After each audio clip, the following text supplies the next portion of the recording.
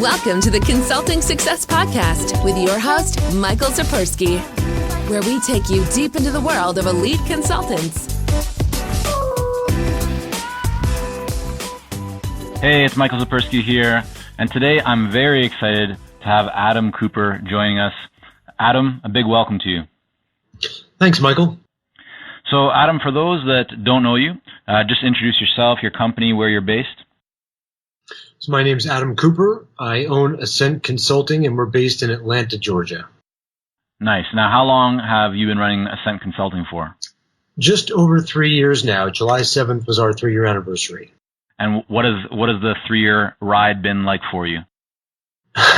It's been a fun ride. It's it started out slow. You were a big part of that, whether you knew it or not, with your book and your consulting success system that I did on my own at first. Really gave me a lot of foundational tools to get going. And then really the last 2 years have been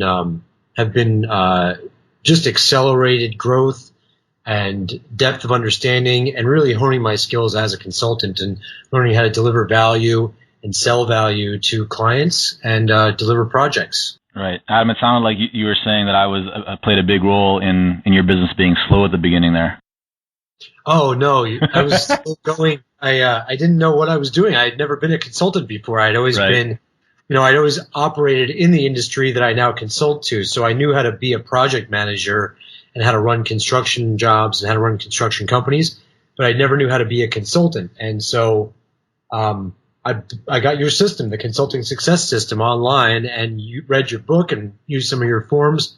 In fact, if you look at my proposals now, they still have some of the elements of the samples that you had in that system that I bought 3 years ago. So let's go back. I appreciate you and the work that we did even after together in the coaching program. But let's go back before you became a consultant. What were you doing? What did your day-to-day look like? So before I became a consultant, I had been a project manager for several large national contractors in the U.S. So I managed high-rises, industrial jobs, manufacturing facilities, chemical plants, construction. I managed them mostly electrically. I was an electrical project manager for an electrical contractor, where I was working for a general contractor doing that work. Okay. So my day-to-day was managing materials, labor, subcontractors, rental equipment, completing budgets, RFIs, and interfacing with the other contractors on the job to build projects from the ground up. And at what point did you start thinking about venturing out on your own and starting your own consulting business? That's a really great question. So I had been an entrepreneur in the past. I had owned my own construction companies, my own design build firms, but I'd never actually done what we call consulting. So I was building a project here in Atlanta, and I was working for a company based in California, and it was really a very difficult project. It was almost a 3-year project, 2.5-year project that was supposed to be done in a year and a half. It just dragged on and had a lot of problems. The owner was difficult. And I think at that point, I after 20 years of construction management and operations, I was just kind of fed up. I didn't want to be in this field anymore. And I was looking for something else to do. Right. And so when you decide to make that shift and go out on your own into consulting, what was, let's just say, the first even couple of years, what would you identify as maybe one of the greatest challenges that you face? One of the greatest challenges I faced really for me was the selling component of being a consultant. As a consultant, I had to sell myself, and I didn't know how to price that service.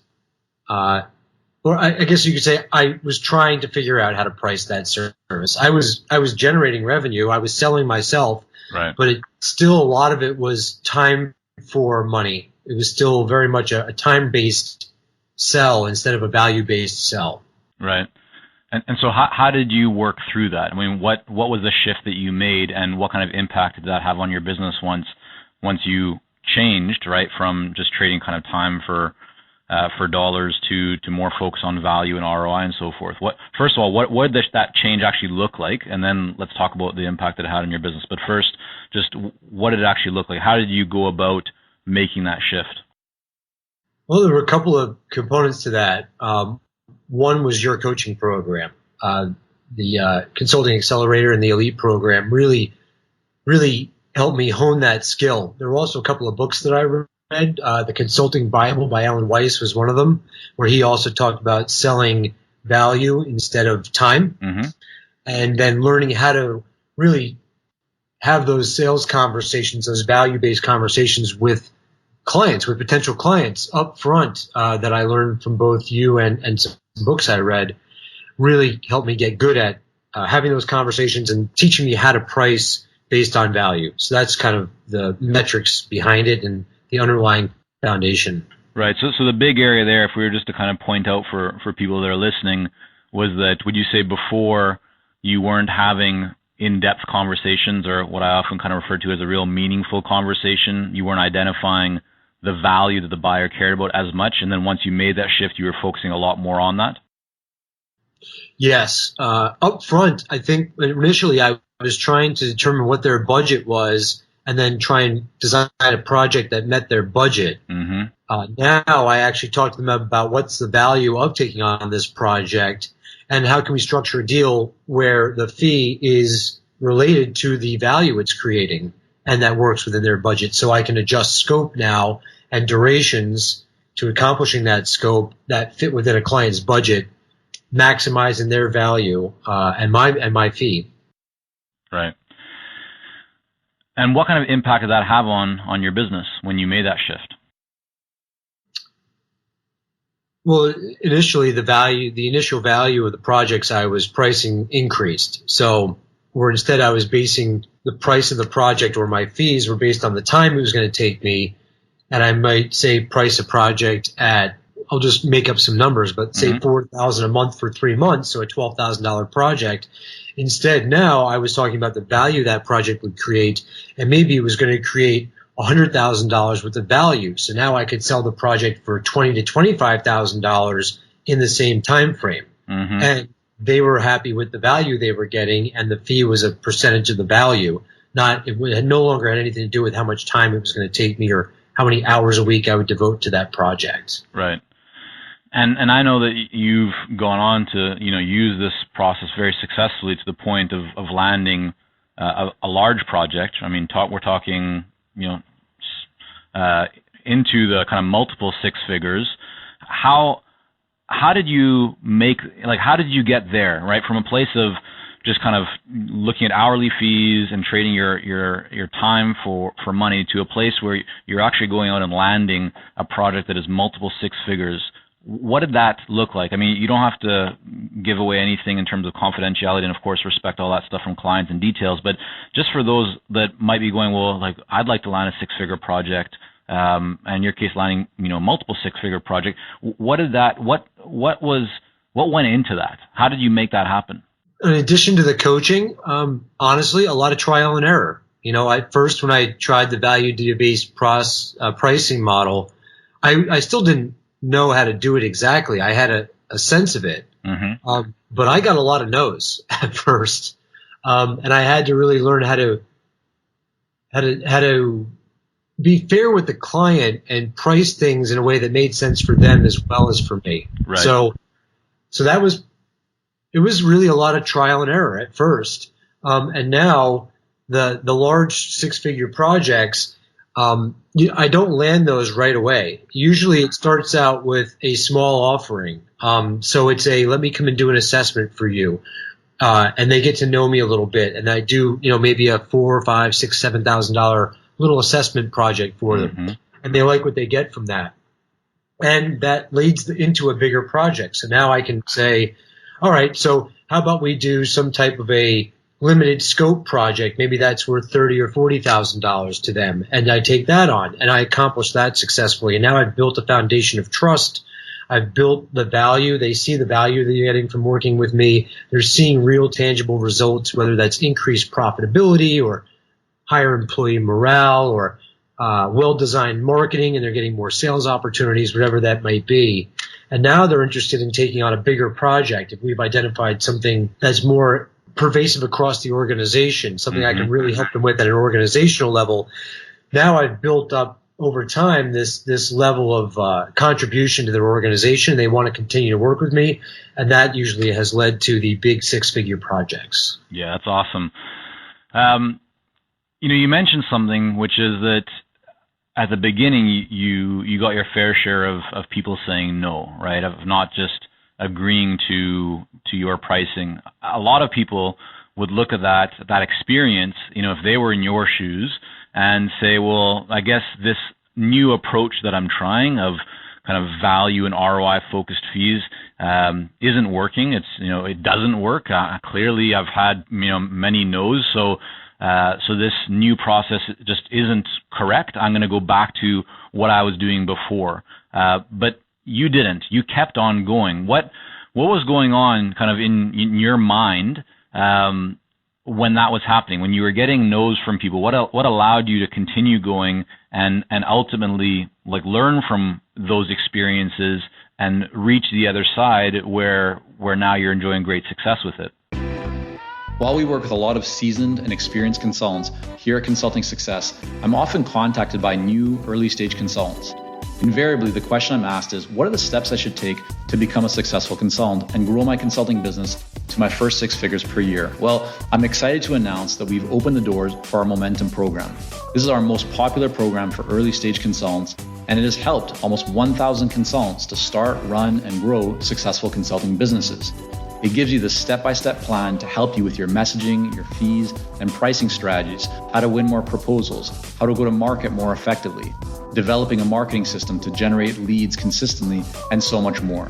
And right now, until September the 19th, you can sign up for Momentum and get 50% off the regular price by going to consultingsuccess.com/audio. That's consultingsuccess.com/audio, AUDIO. Only 100 spots are available to join Momentum and get 50% off. This deal is only available until September the 19th or until all 100 spots are gone. We won't be opening up new spots in this program for several months, so don't wait. Go to consultingsuccess.com/audio. That's consultingsuccess.com/audio, AUDIO.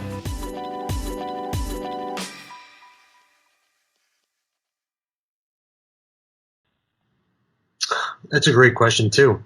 I think some of it has to do with who I am as a person. I'm not a person who takes a no as a failure.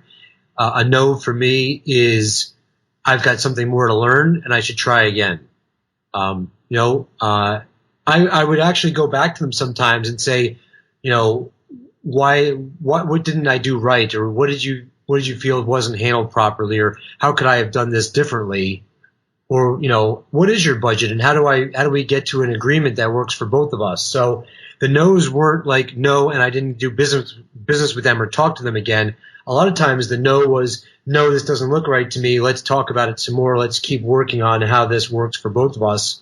And I wouldn't give up. I also had other people telling me that this was the way to go. I had you as a coach telling me that this is the way to price this. I had, books I was reading that were backing this up and validating this methodology, this way to operate. And I had some other consultant friends that I reached out to and would help me. We would share we would take the names out of the proposals, but we would share the proposals with each other behind the scenes and give each other feedback. So all of that helps to help me to stick with it and keep refining and improving and getting better and better at it. And I was really committed to the process as well and to the end result. I really did want to sell value-based projects, not time-based projects. Yeah, that's a great share. So as your business has been scaling up, you're not doing everything yourself, right? You have people who you've been working with. I mean, from the time that I met you several years ago, you had an assistant or someone within your organization that it wasn't just you. How far back did you bring someone else on into your business? At what stage? So I was probably working with clients actively for about 9 to 10 months, and I had reached this point in the business where I didn't have enough hours in my day to meet all of my clients' needs without sacrificing my own time. Like I didn't want to go from working 40 hours for somebody else to working 60 hours for a bunch of clients. I wanted to, maintain a nice workload and decent working hours. And so it was at that point that I said, I want to bring in somebody who can complement me. And that was when I brought in my first person, and he was designed to be an additional consultant to work with me. And I had him for about 6 or 8 months. And then I brought in an assistant who was more of an admin. And I figured out after about 6 months of having both of them that the admin was contributing a lot more to the business than the second consultant. Mm-hmm. So he and I parted ways.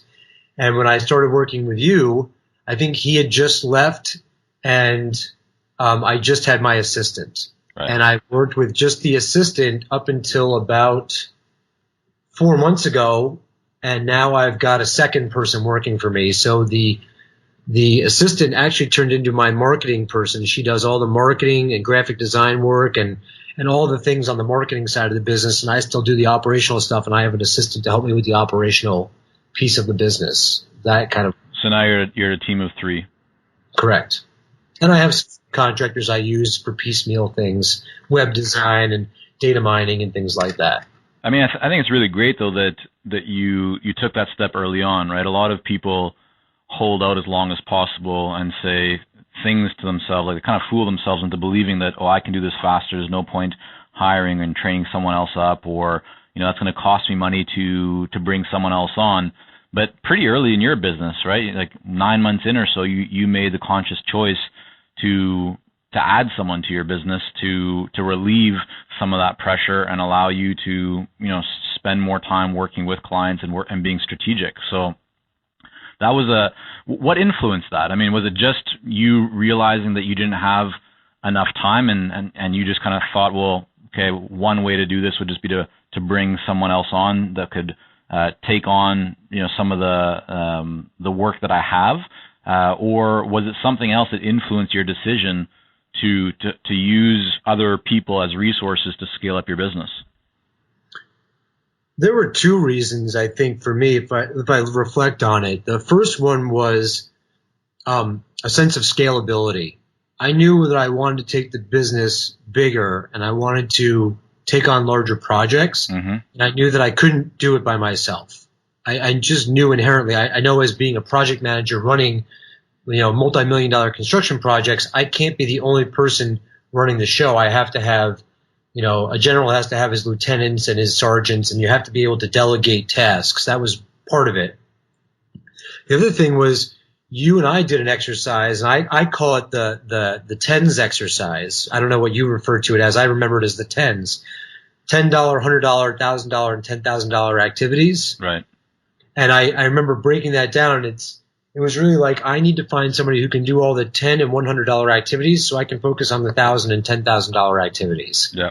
Really working in my sweet spot and learning how to delegate. And I had done that as an employee for other people, so it made sense to do it in this business as well. Definitely, yeah. That's a great exercise to go through.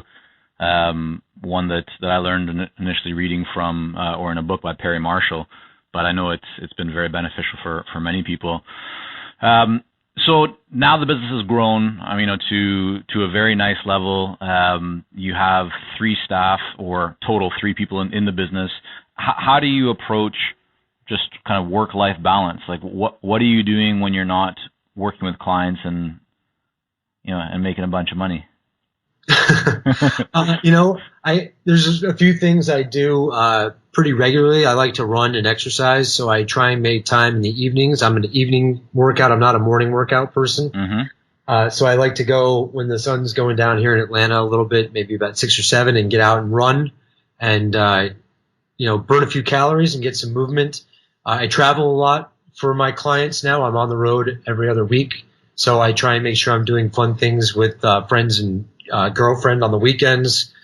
I try and make sure I schedule downtime, but I also love working on the business. So I will oftentimes sit around and work on client things during the day, and then in the evenings, if I'm free, I oftentimes will sit around and update the CRM or work on some web design stuff or play around with some creative marketing ideas.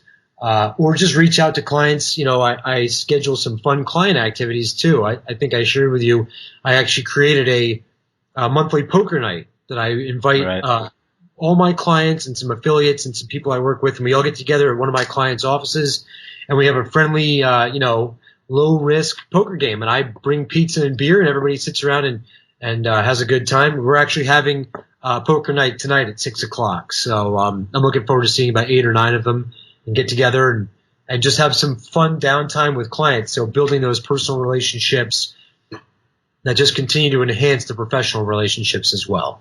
I love it. That's such a great idea because as we all know, right, the consulting business really is all about relationships. And that's such a great idea and example of how to further strengthen those relationships. Listen, Adam, what's the best way for people to learn more about you and your work and connect with you? So the best way to learn about us is to go to our website, which is ascentconsults.com, ASCENT consults.com. You can always call us at 404-566-5855. That's our office line, which is a virtual number that me and my assistant both answer. And you can even book a consultation with me right on our website. There's a way to book a meeting with me. That was something that you taught us how to do, Michael. The automated calendar integration. What a great tool that's been. I use that for scheduling everything from initial consultations to client meetings to ways to book a lunch with me for my friends and family if I'm in town. So those are great ways to connect with us. Wonderful. Well, Adam, thanks so much for your time. Really appreciate you sharing here with us today. Thanks, Michael. It's been an honor to be interviewed with you, and thank you for everything you've contributed to me and my business. My pleasure. I'm excited to see where the business goes, and I know there's a lot more great growth to come. Thank you. Are you ready to take your consulting business to the next level? Learn more about the Accelerator Coaching Program at consultingsuccess.com.